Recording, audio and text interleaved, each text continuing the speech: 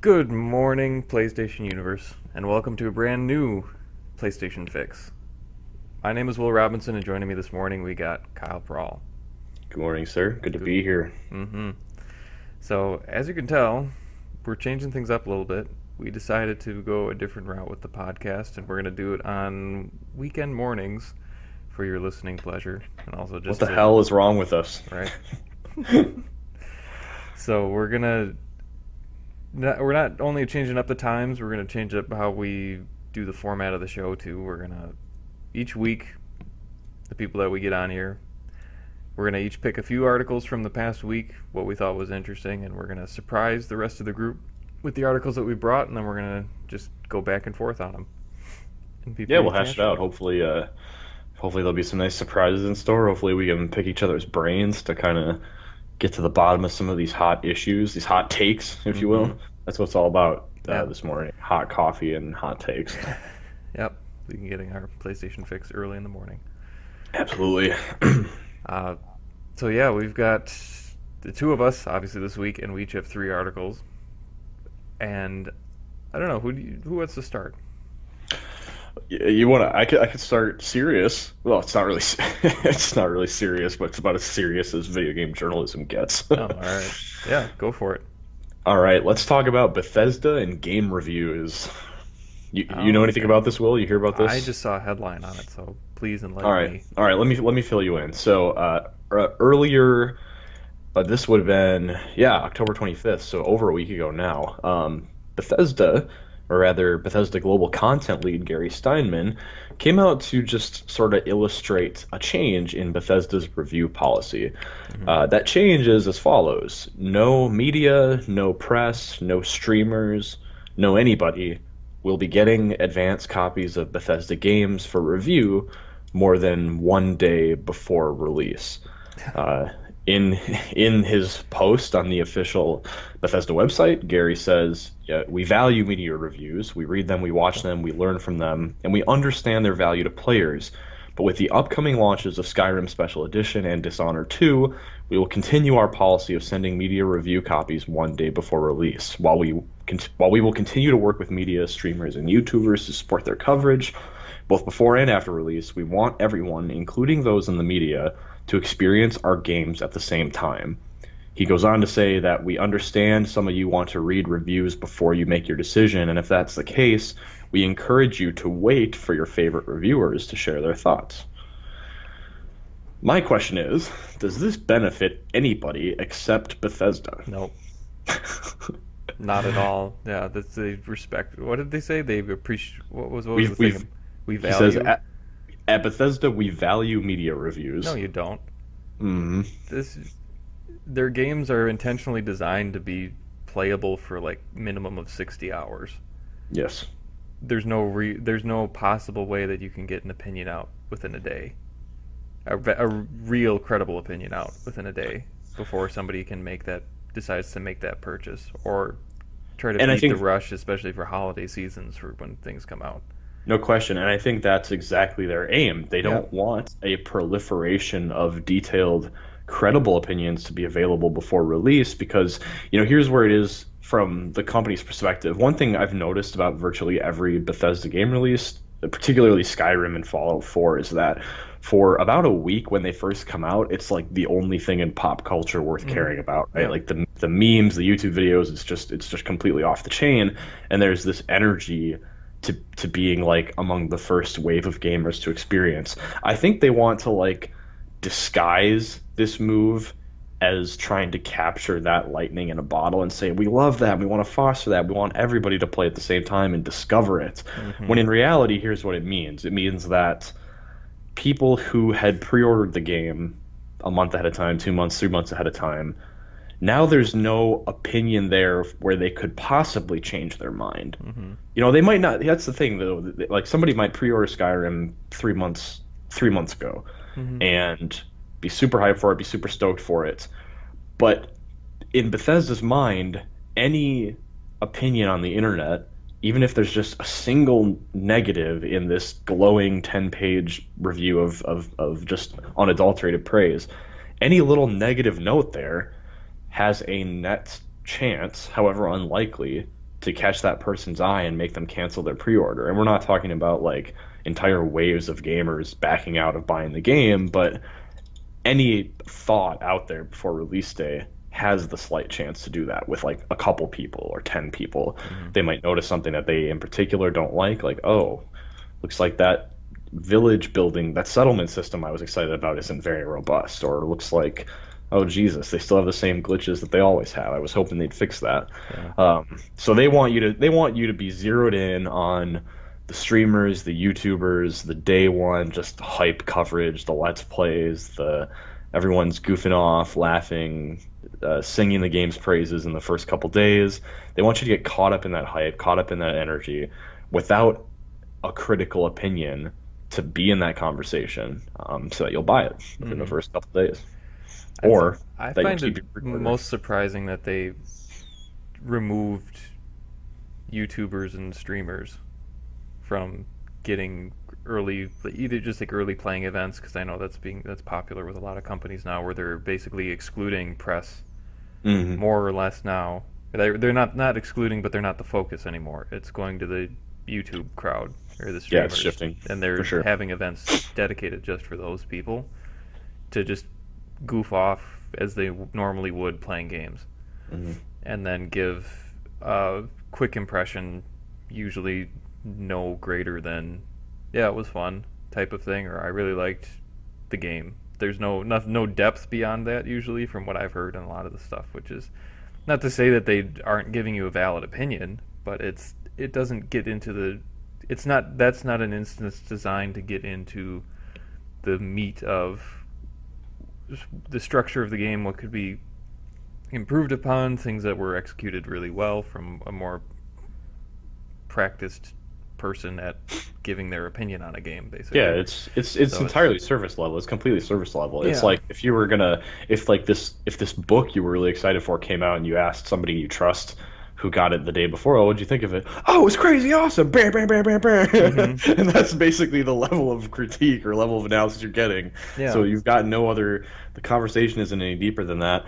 And like, there's also there's the side part of this that's a little insidious where you got to wonder, you know, do you not have faith in your own products? Because there's hmm something here where this is commonplace in every media industry. There are no the number of movies that come out in a year that don't have like a week early review cycle, you could count on one hand. I mean, that's hmm extremely rare, and it's usually just because of its limited availability. But you can always count on reading movie reviews a week ahead of time because hmm it's a not only is it, I would say, a courtesy to the consumer, because in lieu of like when you go to Menards or something and you want to buy a product, you can look at the box, you can hold it in your hand, you can read information about it, and you can compare it next to other very similar products.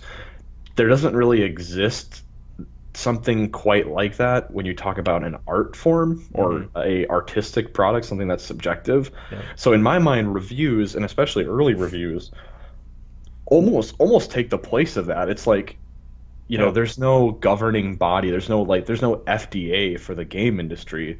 So instead, what you have is a sampling of like critical opinions to try to get a sense of whether this is worth your dollars. Otherwise, there's just no information out there. There's no buyer's guide, and that feels, well, it feels kind of consumer hostile, and I really don't see a way here in which it benefits anybody but Bethesda. yeah. It really doesn't, because I mean the whole thing about like if you're not sure if, or if you want to know what the reviews are on a game or something, then just wait a week or two after our game has already been out, so you can hear it from the But other that's so people who got to trite play. because they Yeah, and know it's they just know like, that the energy is what you watch a few videos and you can't help yourself, and right, there's no review there to help build an informed opinion on whether you should buy. You just right, get swept up in it. and that's one of the biggest factors in any credible review, in my opinion, gives a perspective of, is it still enjoyable after X amount of time. Yeah, for sure. And you can't do that if you're trying to be timely with your review and trying You to keep it literally up. can't. It's not possible. So you There can't was a you can't give an informed opinion and still meet that crunch time and get it out during the hype and all that stuff. So it really just puts unnecessary stress on media outlets Right. in that same right too, and then it makes them perform or do less quality. It's just to me, it sounds like it just is damaging overall to everyone except for Bethesda, or Exactly. potentially could be. But I mean, The, I the don't bottom understand why line. they want to do it in the first place. Because like, if you give the for Bethesda's products, they really have just kind of a range of being good to great. I mean, there's not Mhm. really anything that's bad that comes out from them, or like there's stuff that like Yeah, for they sure. have technical issues and things like that, but everybody, I mean, at this point it's a running joke that people expect.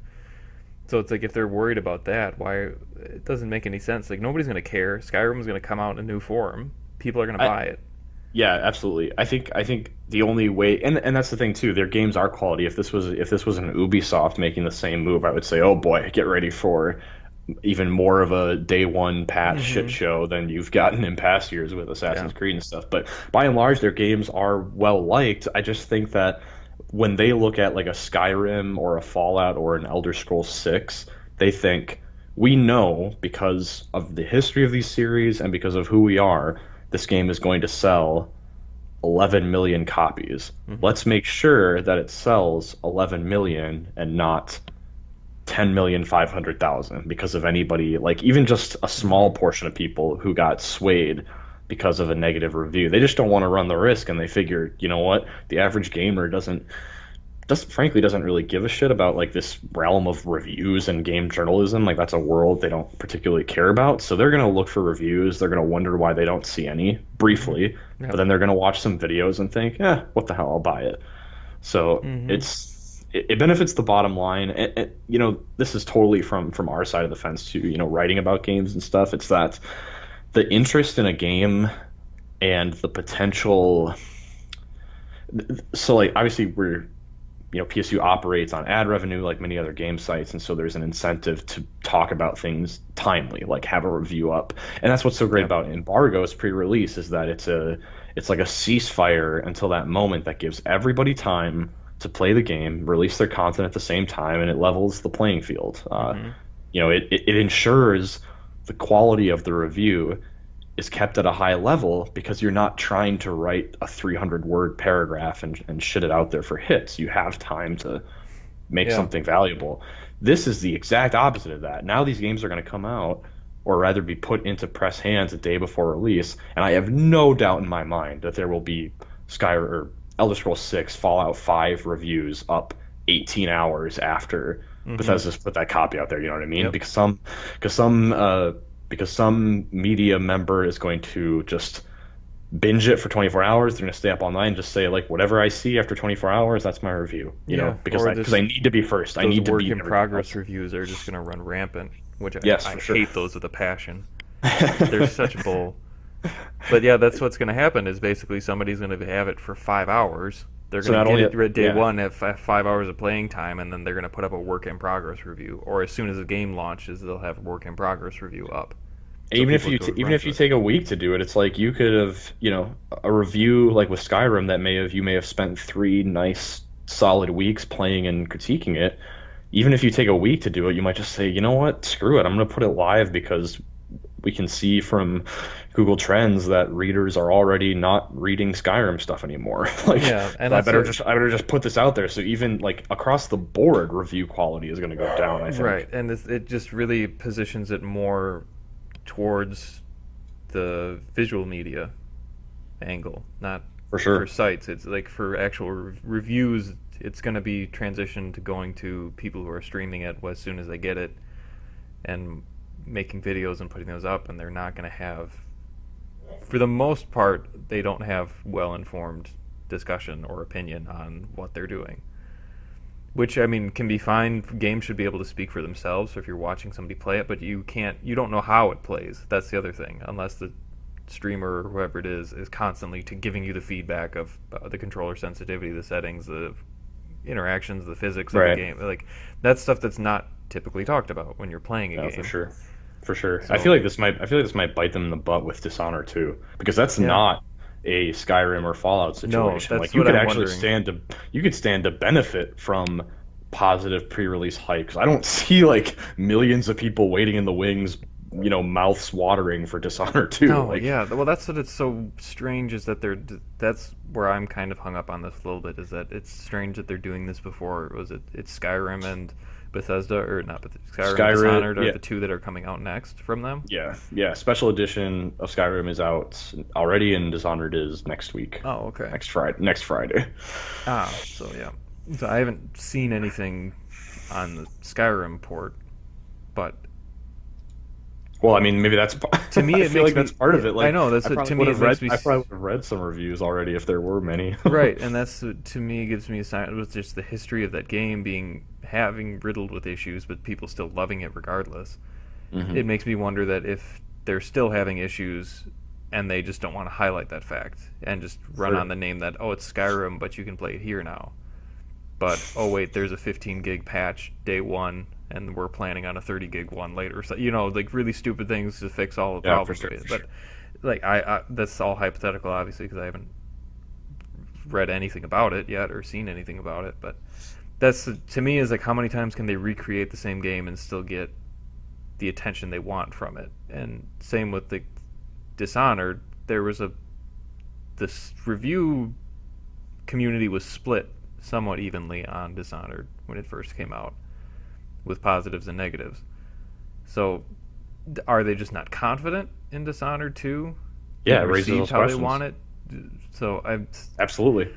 because Yeah, we and haven't in the seen case of anything gameplay wise with that at all. From what yeah, I not much. remember, it's just been all CG stuff, which has looked cool and people have gotten excited over. But And I with don't know. Skyrim, now that it is out, we know that it's the same. Well, it's the same game as previous Skyrim in the sense that they have upgraded textures in a few places, better lighting, better shadows and whatnot. Hmm. But every glitch and bug that was in the game day one, like some of those classic ones, like the giant knocking you into the air and Hmm. like characters getting stuck in the ground and stuff, that's all still there. So this isn't a remaster so much as it is a port of Yeah. Skyrim to PS4. And so, I mean, to most people, I think those are charming and Yeah. kind of That's kind of nostalgic now. right. But like at the same time, if Bethesda thought was if even 100 people get turned off by the idea that we didn't fix the bugs, let's not allow that to happen. Let's not put reviews out there because even 100 people is $6,000 or $600. Wait, yes, $6,000 we could have put in our pockets. So that's what it's all about to me. It sucks. Yeah. It's I don't know if more companies start moving towards this format. There's going to be a lot of turmoil. I feel like so. Yes, But yeah, it'll be upending for us for sure. yeah, so I don't All know. right, It's hit me, strange, but man. yeah, Hit me, man. What we do you can move got? What on do to you the got? next one. I gotta bring it up quick. Ooh, I got a little anticipation here, waiting Yeah. for. So mine actually was the article that was written up yesterday by our own Mike Herodens, Whoa! uh, talking about a sequel to a game that I actually haven't played in a long time, and I actually thought about playing it after we finished recording today at some point. And that was a headline saying that Destiny 2 will not suffer from content droughts, says Activision. So that caught my attention, but it was thinking about where that game has been and just like thinking about back on when I first played that game, and a lot of that was because it was really the only big name game at the time, Yeah, that comparatively. that that wasn't a weird place where it was super close to launch, like relatively speaking, Hmm. but you had like the launch titles that were interesting had kind of faded from memory. Nobody was playing Killzone Shadowfall anymore. Nobody was playing Assassin's Creed Black Flag anymore. Hmm.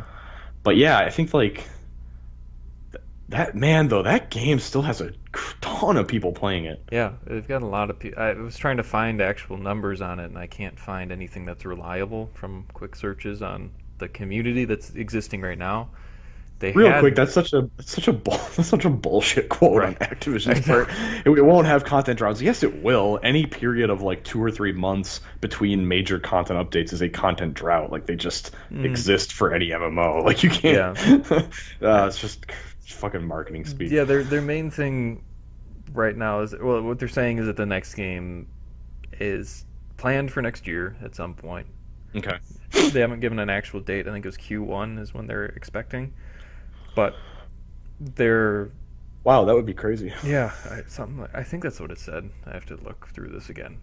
Uh, but anyway, basically they're pointing out the fact that they recognize that they couldn't keep up with the want for more content for the game. Kind of essentially they couldn't do what they promised, more or less.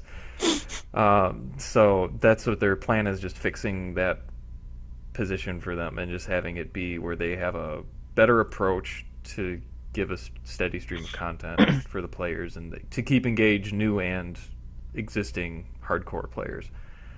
But yeah, it was just interesting to see where that is, and partly what made me interested when I saw this was just going back and seeing where the current Destiny has gone to, because the player cap went up to, or the level cap went up to 40 now.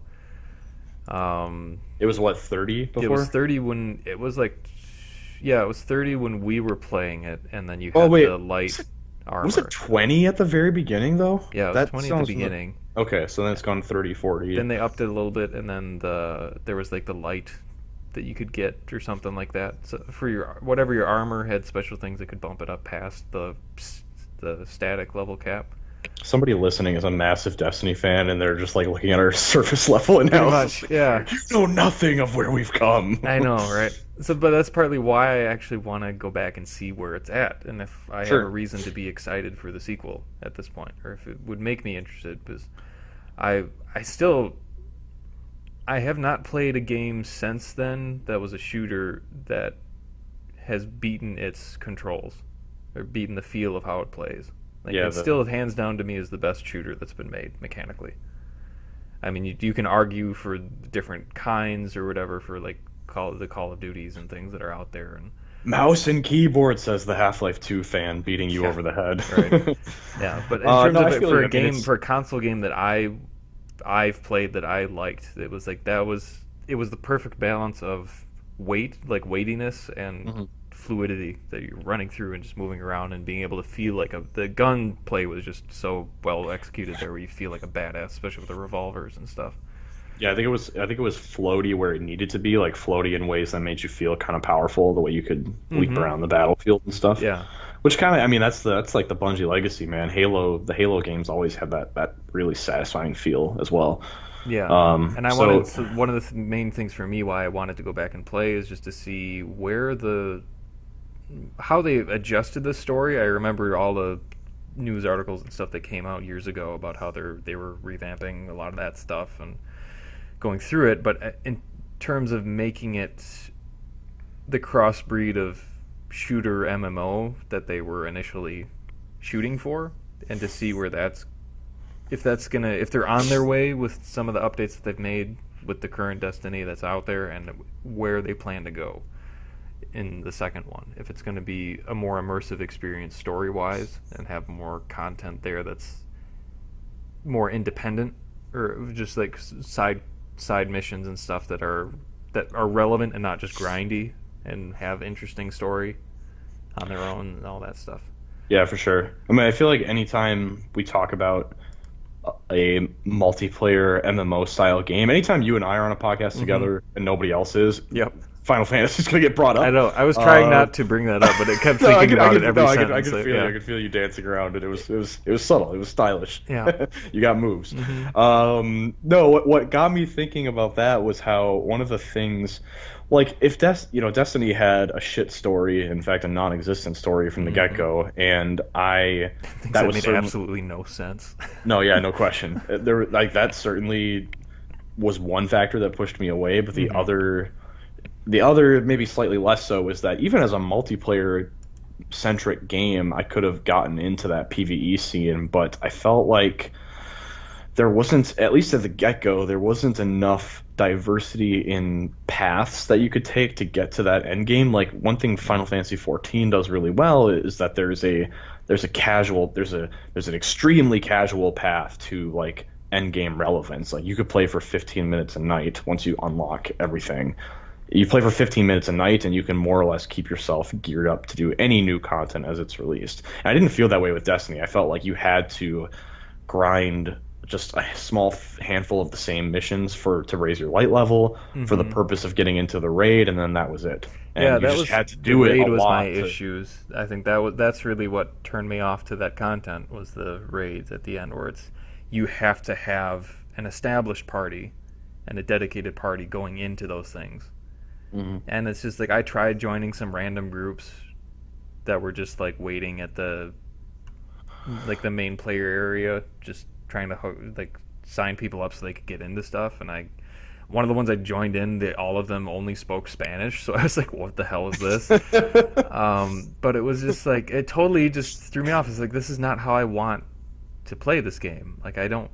Does not interest me at all, and I want to just be able to play it. I don't want to have to Yeah. jump through all of these random hoops. Or it's like if your content is that severe, then you make it the extreme versions of whatever those raids are. You make the raids that are slightly more digestible easier for casual players just to jump in together in a matchmaking system Yeah. and be able to do the content, get some rewards from it, but you keep all the really good stuff for the hardcore players. Yeah, or like, why isn't there, I just get to thinking, like, the thing that I would want to do when logging in is not necessarily just run on this gear treadmill to try to Hmm. stay relevant with the percentage of the players that have more time than I do. What I want to do is log in and hop into a party with like three other people and just have the game place us on a random planet with a random enemy layout, and Yeah, the mission parameters change slightly. It's kind of one of those generated things, sure. and then you do that once a day for a week, and that's a different path you can have to get that end game currency. Or Yeah, you you. can do Hmm. multiplayer to get that end game currency. You can do single player, like, long form quests that are a little more interesting than just grind enemy heads. To go to Right. this Yeah. mission, just that's what I'm picturing, like this kind of like a thing where you've got a primarily solo path, a casual grouped like four-player path, and then if you want to grind these crazy raids to be just a percentage above the player base, that's fine. But I don't feel like Destiny had these different paths. It was pretty much just a treadmill to Yep. max level. Yeah. They just need more. Really, I mean, sounds kind of severely negative, but they need more creativity and diversity in what they offer. Like really, if for the path that they want to go down, Yeah. and if they want it to make it beyond, if they want it to be pushed beyond just a shooter, Mm. and they want it to have that stuff, they need to have all the elements. They need to look at other MMOs that are out there and see how they do it and adapt it to the shooters Yeah, and for me, it's format. story. Like, Yeah. I don't want, I want a campaign. I want something with an arc, with villains, Hmm. with acts, with something even that's a little bigger, a little more open world. Like, you move, like, kind of Mass Effect. You move from planet to planet. You spend a decent amount of time there doing quests and stuff. But I want something with a narrative arc, Yep. not just a series of strung together missions with no lore or context. Yeah. Since we did bring up Final Fantasy, Uh, what would you think about? Do you think there would be potential to install a system that was similar to creating free companies or guilds in In this? Destiny, Yeah, where I don't. you can have like some group of people that you know are always going to be on that you can actually spend time talking to, so that when those Right. big raids do end up coming around, you're not just if you don't have a group of 8 friends who dedicatedly play this or whatever the number is, that you know Yeah, that yeah. you'll be able to experience that content. I think the potential's there, but in with Destiny's current, like, um current programming, it doesn't seem like the structure is there. Like, the Destiny world exists in instances. Like, you could Yeah. never be in the same place with all of the people in your guild at once. It's just it loads you into a version of the Oh, yeah, Citadel that's or true. whatever, and it's only populated by like 20 or 30 players when there are thousands playing it. So it's actually a lot more like Diablo in that sense. Hmm. I feel like, if they were to make like a dedicated home base where you go here and it's an instance of this warship or this citadel, that you go there and it loads only for you and your free company. So, like, Hmm. for you and your guild. So when you guys go there, you can all be together in one place, and then from there you could set out and do missions and stuff. That potential's there. I just feel like in the other sense, like, but hey, maybe the big makeover for Destiny 2 is like shared world, there are Hmm. 10 servers, and you go to a server, and if there are 1,000 people online across the galaxy, there are 1,000 people online across the galaxy. Yeah. And just really blow it out. Because frankly, that's the other thing too. They've got the onus on them now to prove that a sequel is warranted, because they've been releasing Hmm. pretty hefty content expansions, like new raids and such, for a couple years now without the need to actually make a new game. So you've got to justify why your new $60 game exists, either through a far more sophisticated story or just a dramatic architectural shakeup to what Destiny is, which Hmm. in this case might be the full open galaxy worlds. There's just something though, right? Because otherwise Yeah. they're going to get blowback. They're going to get like, why wasn't this just in another expansion? Like this, you're asking $60 for an expansion. Like it's got to be a new game. It's got to be something worth getting hyped over. And frankly, they need to nail all those points for me to be interested. Because I mean, Mass Effect is coming out next year. Like Hmm. I've soured on the notion of another MMO type game in my life. So what needs to strengthen is the non MMO parts for me. Interesting. I probably would be more willing to jump into it if it was. Well, maybe not necessarily. It needs to be more of an RPG at the very least for me to do. It doesn't necessarily have to have all of the hallmarks of being an MMO because I frankly don't have the time. Yeah, exactly. But if they make it more immersive, have more diverse customization or things like that. I mean, when I was thinking of the guilds and stuff too, like you can add little cool things that would have like headhunting stuff where it's like you get the trophies of like creatures or enemies that you kill or whatever, and you can hang them up in your guild's like ship or whatever, Oh yeah, no and do like question. just like cool, just little things like that that would just give the world so much more life and You depth. could have guild races. You could have guild custom, guild sparrow races. You could have guild custom PvP matches, like 8v8 private matches where it's all you guys. Mm.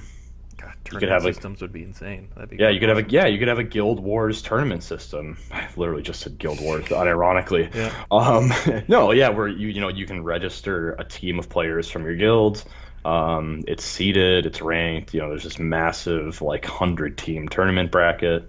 Hmm. This I feel like we've gone backwards in some ways. I feel like a lot of this shit was like commonplace even during like the Halo 2, Halo 3 era, a Hmm. decade ago. Yeah. And yet here we are with something like Destiny, which is the same company with all this experience in network play and things that players find fun. And it's fine. They tried something, they experimented, but in a lot of ways their experiment uh, was not a success. Yeah. And they still have a fairly large dedicated player base as far as I understand. But Oh yeah. this is actually the one final thing that I almost forgot about this was that so the next game is expected to come out. Let's see. Oh, they haven't confirmed it all yet. Just that it's coming out next year. Uh, so the next game is coming out next year after all these years that they've had the original out for, and the original was supported on PS3, Xbox 360, PS4, and Xbox One. Right. In August, they stopped support for PS3 and 360. What does that mean? You can't even log on to them anymore? It just says that they're only supporting the current gen editions of Oh, Destiny. maybe So it I means think that. you can still play them, but they're not Yeah, updating those. sure, sure. So There's no I patches. don't There's no. understand. It's like, why would you? Well, that's such a dick move to me. Like, I you don't think have.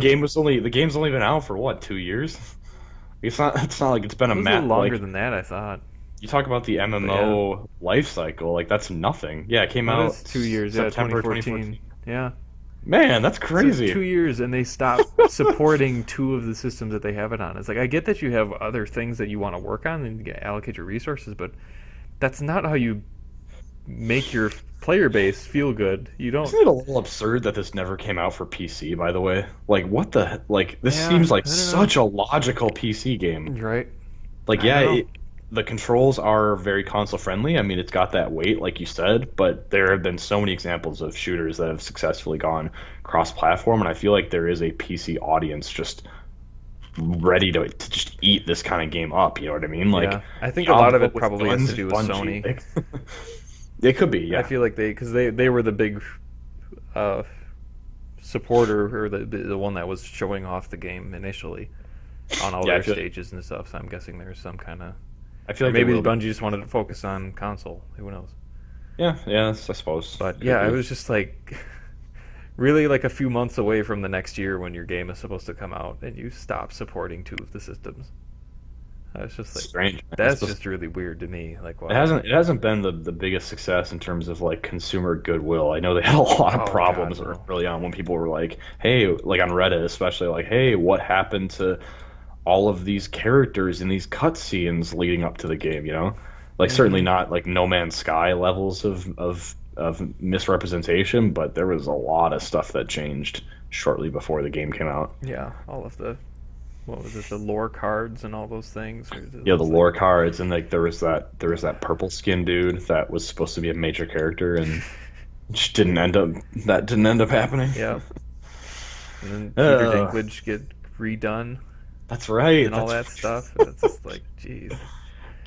oh man, that's God, that's like a whole other topic though. But that's just such a triple A like attitude toward what's wrong with our game. People aren't happy. We have this flawed MMO experiment with a lot of gameplay and mechanical problems. Then they zero in on a single piece of feedback. They Yeah, didn't like Dinklage. Fix it. yeah, Like this is such a right. like sure he wasn't the best. Like his voice work there wasn't his best work, but like that's not the problem. No, it's like that just become people actually liked it after a while for its irony of how awkward some of the comments were at times. Right? But Right? yeah, Yeah.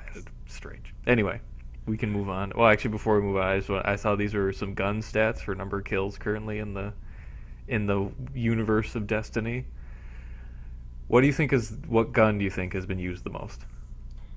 Oh There's gotten God, the most kills. I don't even know their names. Just a general, not the individual weapon, just a Oh, just a thing. I would guess some kind of pistol, maybe revolver. hand cannon is number three.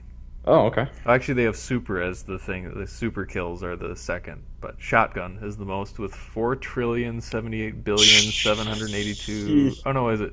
Oh, 4 billion. Sorry, I read too far because this got pushed over. 4,078,782,286 kills.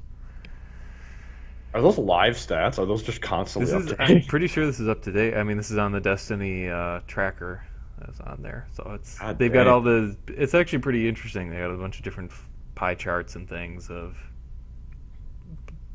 main characters at like what level people are at, and then PvP percentages and all that stuff. But yeah, I thought that was pretty interesting. Was that four 4 billion kills with a shotgun? 4 trillion would have been just freaking nuts. There's just no explanation for that. Yeah. Hey, what can you do though, man? People love that game. Some people love that game. Yeah, I really liked it, but then there just wasn't enough meat there after getting a handle of the mechanics, and then Well, I got a smaller one for you. A all right. little. So Destiny, or rather, Bungie has a game. Bungie has an experiment. It didn't totally pay off for them, but they do have a formula. There's controls. There's a feeling there. There's something that people really like. Well, at BlizzCon this week, BlizzCon 2016, Blizzard announced that the Necromancer class is coming to Diablo 3 in 2017, 5 years after Diablo 3's initial release. The pack, Rise of the Necromancer character pack, includes a new in-game pet, two additional character slots, two additional stash tabs, along with a portrait frame, pennant, banner, and banner sigil. The point being that it is not an expansion whatsoever. They're just adding the Necromancer job to Diablo 3 5 years later. So my question is, between Overwatch and Diablo and StarCraft, what the hell is Blizzard's secret sauce that makes these games so renowned and so playable and so beloved even 5 years after their release? Gosh, I don't know. It's like, Because there's never not been an example of this. You think back to Blizzard yeah, catalog, Warcraft 3, which I need to just see when that came out just to have that context. Warcraft 3 came out in 2002, and it is still being played at a high competitive level. That's to say nothing of the StarCraft universe, which mm, essentially popularized esports. yeah, Diablo 3 is played voraciously by people. World of Warcraft, I'm not even getting into the MMO side. World of Warcraft, arguably their most successful game. no, I mean, what, like, I they're think, and they're different genres too. But like, yeah, what's an Overwatch? Like, what is and that's a phenomenon. Like, what is the thread here yeah. that keeps people coming back to Blizzard So games? for Overwatch, I think it's a couple things. It's not that deep of a game for what it offers, but they whoever does the designing, they have like just impeccable style. So that It is a stylish immediately lends aesthetic. itself to pop culture and like Yeah, the yeah, number of cosplaying and all that stuff, and then the updating it for holidays and all that stuff. But one thing that I think that Blizzard does extremely well that keeps their games relevant in the minds of all of their players across their games is that they cross populate their their own games with content from each other basically, or they have the callbacks to each game that they have. So like Hearthstone, they had like a lot of cards and things or whatever random throw-ins from other games, or like even if you bought what was it? If you bought Overwatch, one of the, for a couple of different of the oh yeah. editions, Didn't you get like they a gave you World of Warcraft pet or something. They gave you yeah, Hearthstone yeah. packs and stuff, which I mean to me is just like I don't play those other games, so that was kind of bull. But for the people that are involved in some of the Blizzard stuff, then they're getting rewarded for playing the company's other games.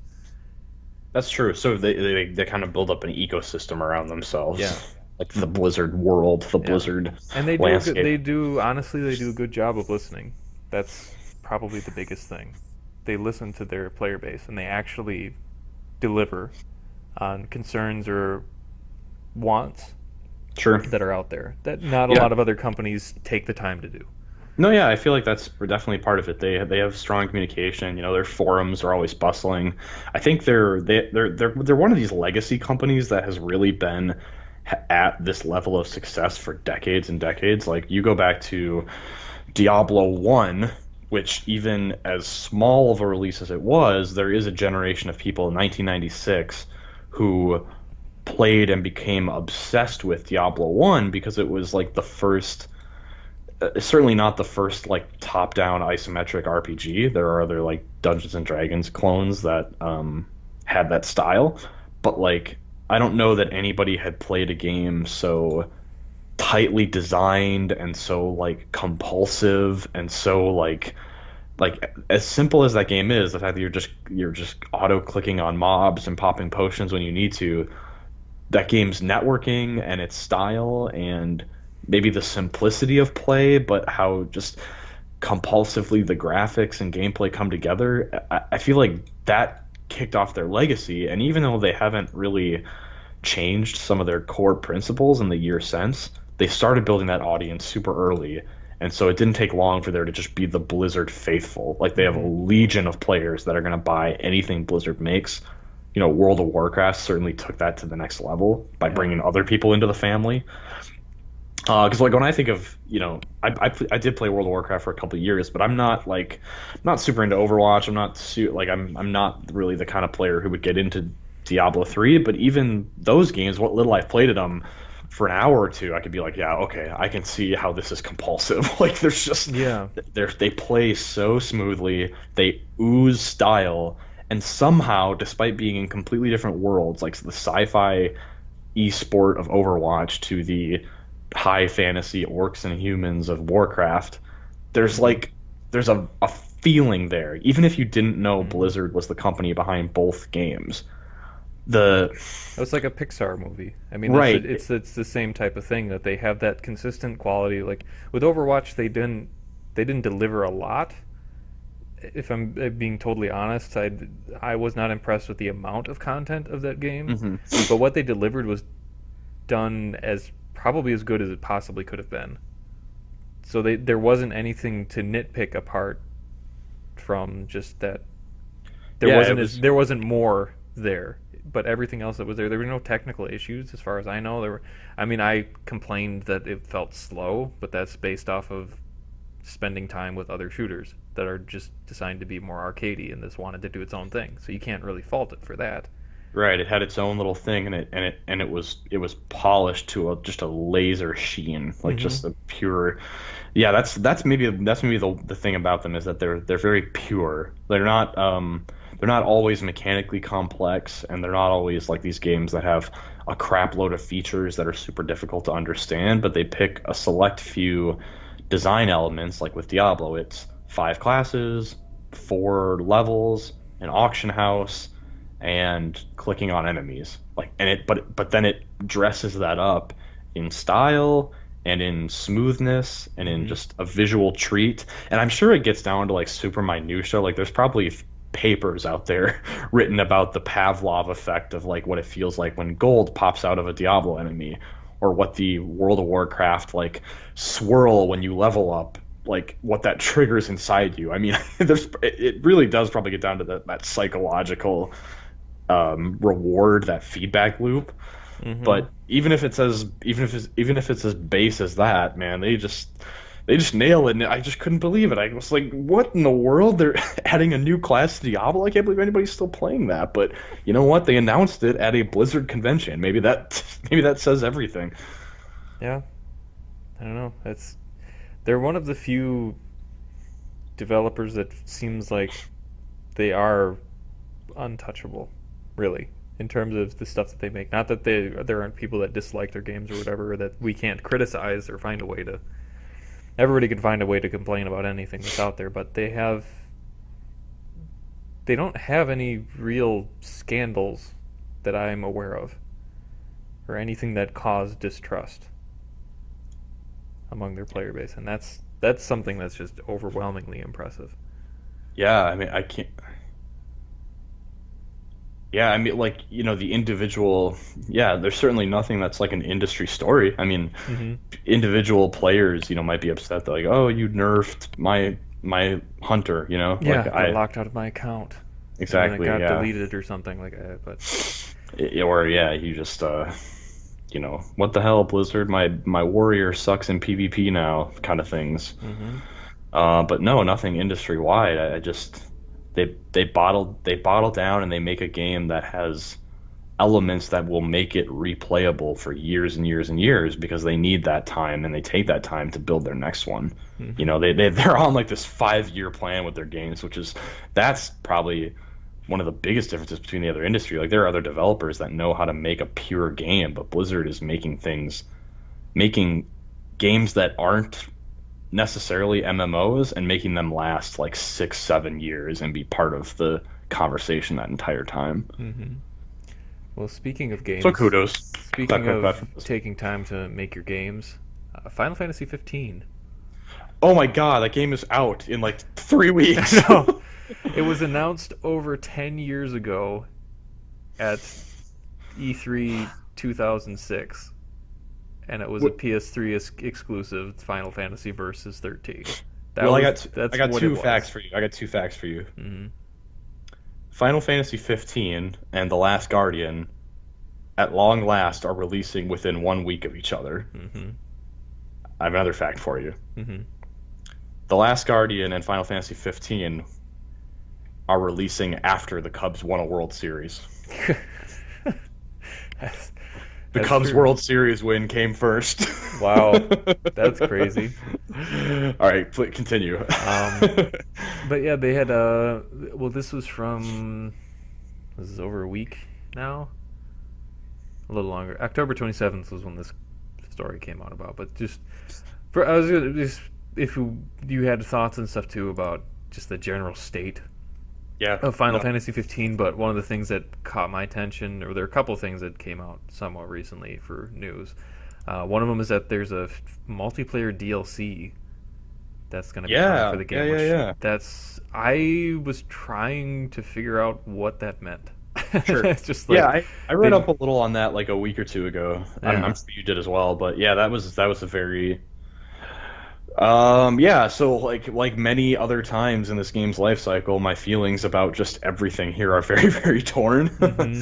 What Because was funny was when I first read this, it said Final Fantasy 15 multiplayer DLC coming, and I read that as being like 15 people playing in a multiplayer, and I was like, "What?" And I was like, "Oh, okay, never mind." yeah, just like a Kingsglaive war, Yeah, I everyone's was just like, teleporting around. Jesus, it's like, what the heck? Well, so yeah, this is not okay. Well, I guess the way I feel about the game right now, not to dive into the DLC yet, um, I I'm excited. I am more positive on it than I was around E3 time, which was probably like my low for the game because they had just had that really piss poor Yeah, Titan and we demo. had played the demo. We had That's played it, that's and it was like that's not a worse. good Not sign. yeah, I know. Your low is when you got to play it. It's like, It's not it wasn't good. But yeah. what has shifted my mood in the meantime has been really okay. This is going back to our Bethesda conversation, but what has shifted my mind in the meantime is the positivity of press actually going hands on with it for extended periods of time. Like we were not part of this preview event or preview build, but there were some major outlets like IGN and Polygon who got to play the first like 20 hours of the game. Like they Mm. got like preview builds that were just incomplete, but presumably they downloaded them to debug consoles or something. And so preview builds, the final build of the game with all of its day one, this is how it will look. These are its true off the shelf graphics, and you can play like the first half of the game. And coming out of that was almost nothing but positivity from people whose opinions I really respect when it comes to RPGs. Mm. Like people like Philip Kohler from Polygon, who's a big RPG guy, a pretty big Final Fantasy guy. Like he's not gonna mince words when a Square game sucks. And he's Hmm. like, no, this is good. Like this is really good. And if it holds up like this through the ending, like through the back half of the game, like it's going to be a major win for Square. So that's got me feeling a bit better, as well as just seeing the final build of the game. And I'm like, yeah, this just looks so much better than it did at E3. It's almost Hmm. it almost took me aback because I was like one of the most vocal kind of critics of how the game was shaping up, and I was saying like this, unless the build that we're playing at E3 is itself like 4 months old, I don't see how they have time to fix everything that needs to be fixed about this. The shitty textures, the shitty aliasing, and I'm not sure like from what I can tell, like the game's hair is still just stupid. Like I think at this point, it's just like they made a choice to have really hair that moves very lifelike, and because of that choice, it just seems like they don't have the ability to make it not be like jaggy. Hmm. So that's almost like it's almost like an art choice, or hey, we want hair that moves like this, and then they made the compromise they needed to. So I just disagree with that. Hmm. But like you see Noctis and the party running around out in the open world, like some of the fields we've seen, and the foliage is so much more dense. The textures are noticeably better. Like not even like, oh, side by side, I can see it. Like the moment I saw it in a trailer, I'm like, this looks better. And that's in a compressed YouTube video. Like that's not how it will look Hmm. in 1080p or even 4K with the PS4 Pro. Like that's getting a patch for itself as well. So I'm curious to see how that plays out. Hmm. So I'm more positive. Are you excited that Moogles are in it now? Kind of not really, because like It looks really weird. just like I like The didn't need big to. giant That's the stuffed toy. they didn't need to tell me that Moogles were in it for me to just assume they would be. You know what I mean? Yeah. Like it's a Final Fantasy game. You don't need to like. Okay, great, Moogles are in it. I would have been shocked if they Well, it's weren't. not You even know? like an actual Moogle though. Right? That They're was the like thing. stuffed dolls, right? Yeah. They're like playthings or dolls. It's Yeah, like basically they that's. act like the monkeys in Black Ops, like or in like zombies, Call of Duty. That's all. You throw it, and then everything gets aggroed to it, except for some specific like bigger enemies. Well, I didn't know that gameplay element. So Yeah, it's like that's what they do. You throw it in combat. You just like throw this interesting. like stuffed teddy bear at like a bunch of enemies, and then they all mob around it. And I feel like that's broken. I feel like that just sounds like that sounds like immediately your best combat ability is yeah, throwing a I'm missile. So sure you only have like one or two because it's like it gets destroyed pretty like if you attack the group of enemies and they're all around it, it'll destroy the Moogle too. it'd be kind of cool if they were like I don't maybe this is what they're planning, but like if the Moogles were kind of like somewhat rare collectibles, sort of like Nirnroot, where you had to go out of your way to find them, and then once you have them, that's great. But Mm. if you use them, like they're awesome in combat and they're probably super useful. But then oh Yeah. shit, there's a finite number of them in the game. Oh, That finite in the game. Oh, okay. Yeah, like a Nerdroot thing where there's only 150 in the entire world, so you got to Interesting. take that into account. I I mean, don't know if that's what I they're wouldn't doing. mind it if it was just like you can only have one at a time, and then you can only get them back once you sit at your campsite or whatever or something. Yeah, like have Ignis stitch another one or something. Yeah, so it's like you have this downtime where you can like legitimately like make a claim about how you had to either like going to get one somewhere or time to make a new one or whatever. Because but just so that you can only have one on your person at one any given time, so that you can't just like run through the world and throw 5 of them out and just not worry about enemies. Yeah, that'd be yeah, for sure. So Yeah, I agree there. Yeah, so positive on the game. The DLC. I mean, the DLC season pass situation for this game in particular is just a complete shit show. Like I'm looking at, there's like 3 versions of the game on Amazon. There's 2 versions on PSN. There's a different set of versions on the Square store itself. So I really have no idea at this point how any consumer is getting their very best deal, because some of these digital deluxe editions or these premium editions, they're like $80, but then not all of them come with the season pass. Like there's like an $85 premium edition that does come with the season pass and like a couple DLC items. There's like a $90 version that comes with some of that same DLC, but some of it's different, and then it has the King's Glaive download, but then no season pass. Like it's just bizarre how they've handled that. yeah. The DLC itself, so there's going to be character episodes. There's going to be episodes for Gladio, Ignis, Prompto, where you play as those characters. Mm-hmm. And then they're going to close it out with a multiplayer pack that allows players to play as all 4 of those characters. So like you could be Prompto, I could be Noctis or whatever. So Sure. I like the theory behind let's give players time with each of these characters through these separate episodes leading up to this multiplayer thing, because then you get to decide, like, who do I like to play as? Do I even want to play as Ignis? Do I even want to play as Prompto? Well, here's my chance to find out. Mm-hmm. As for the episodes themselves, I think I'm of 2 minds here. Like, I like when a Final Fantasy game, which has been every game up to this point, comes out and its story is a self-contained, basically a self-contained myth that then gets logged into gaming history, gets logged into fan wikis and fan sites as this is the story of Final Fantasy 15. This is the story of Final Fantasy 9. So I think I like that these episodes don't sound very consequential to the broader story. Like from what we saw of Gladio's story, it looks like most of it takes place in a dream or something like that. Like it's very non-canon or it's not like world shifting, you know what I mean? Yeah. So I kind of like that it's not going to play a huge role in the broader story, but I also feel like, if we're going to try something new with DLC, maybe it's not a bad thing to have like something that is actually meaningful, something that really fleshes out the story in an interesting way. So I guess I can't really decide. To be honest, I might not even go whole hog in on these and play them. Like, there's no guarantee that I will actually play them. Yeah. So, well, Square is saying that the game itself, just the core game, apparently will take players up to 200 hours to get through all of the side quests and all that stuff. So, are people even going to have sustained enough interest? Really, I mean, I get you have content for 200 hours, but is that content that you want to play for 200 hours? That's kind of my main takeaway. So, what if you get people that fizzle out after maybe the 100-hour mark? Nobody's going to come back for that. Nobody's going to come back for that DLC. So, it'll be interesting to. Yeah, I wonder what the hell that is, because like I know that they've said that the story is 40 hours or something. Like it's pretty average for a Final Fantasy game, but then it's like. So then for the next 160, you just like scour the earth for these inconsequential... It must be just like platinuming it or something. I don't know. Getting 100% somehow. Yeah, I don't know. That's just...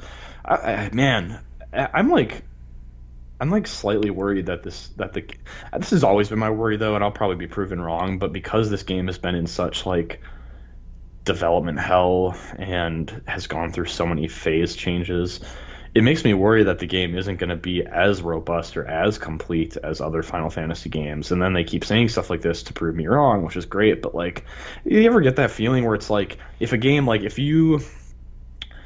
they had been developing Versus 13 in silence for like 5 years, and then just in the last year of its pre-release, they did all the same videos, all the same trailers, and then released it, I would be more confident in that product than I am in this current one. Just knowing that there was some turmoil, I'm sitting here wondering, oh, I really hope that that end game is robust. I really hope that that open world has lots of stuff to do.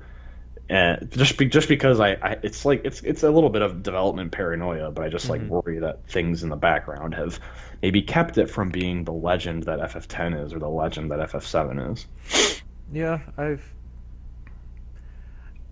if we didn't know anything about the game until 2 years ago, that it was in work, like a work in progress, saying how they were doing other stuff. But if we didn't know anything about what happened, we wouldn't feel this way. Hmm. I don't think so. I don't think It's at either. this. It really is just doesn't make any sort of difference to me, one way or the other. The fact that we know that it's been in development for 10 years, though, and it's had, well, more than 10 years because it was announced 10 years ago.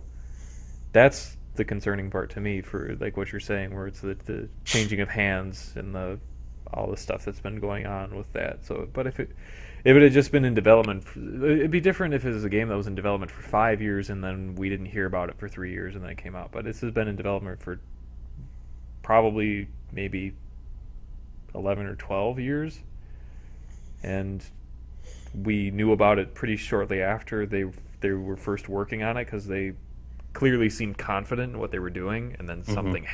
happened, something major happened. That's where I think your concern is justifiable. So it's, I don't know. I'm still not overly impressed with the time that like when we were at E3 and got to try it, or like even the demos that had come out before. Yeah.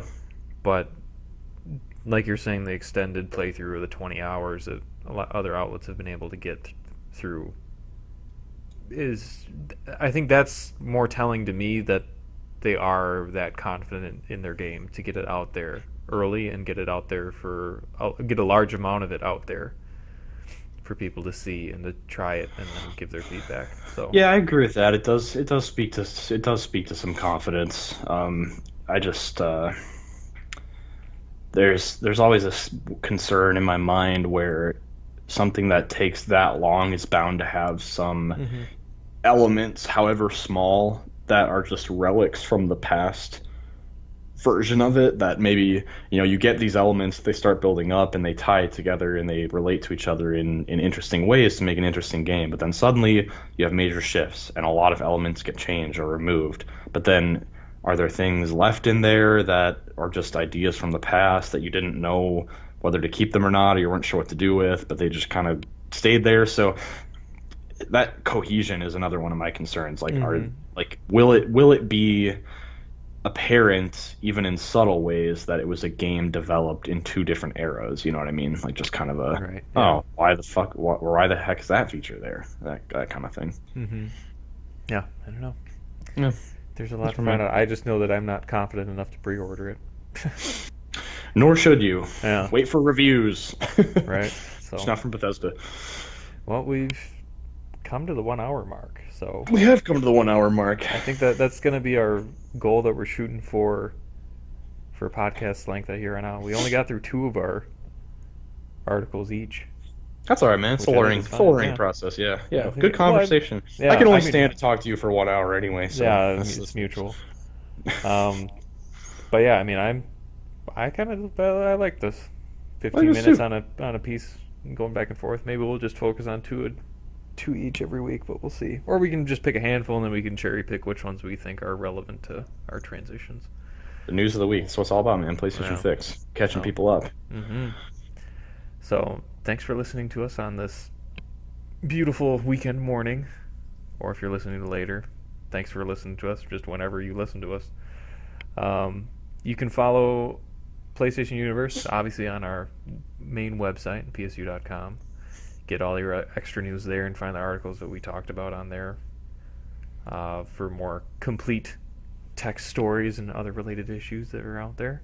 You can follow PSU on Twitter at psu.com. All of that is spelled out. On Facebook, find PlayStation Universe there. Uh, Please leave us a review on iTunes for PlayStation Fix, or you can follow us on SoundCloud as well. I'm trying to think. I don't think I missed anything else there. But Yeah, this is, what was this, episode 43 of PlayStation Fix. Thanks for joining me this wonderful morning, Kyle. Cheers, Hope you sir. enjoyed your coffee. Mine ran out There's really early, and I Yeah, wanted to there's run nothing and get left. another cup. I really I wanted need to to like. sit. I was Yeah, weighing the merits. I'm like, let's see. Do I have time to brew a cup yeah. I know. I need before to set Will will up. turn to me for a statement? I kind of thought that too. I was gonna run over and get some more. I'll have to set up a coffee pot right next to my computer or something next Yeah, weekend. But absolutely. Just hit the cough button and then brew. yeah, right. My Keurig's really noisy, so I'd have to. hmm But yeah, and All right, cheers, if man. you guys have any other questions on what we talked about, let us know in the comments below. But in the meantime, we'll wrangle up some more articles to talk about for you guys next week, and we'll see you guys in the next episode. Take care.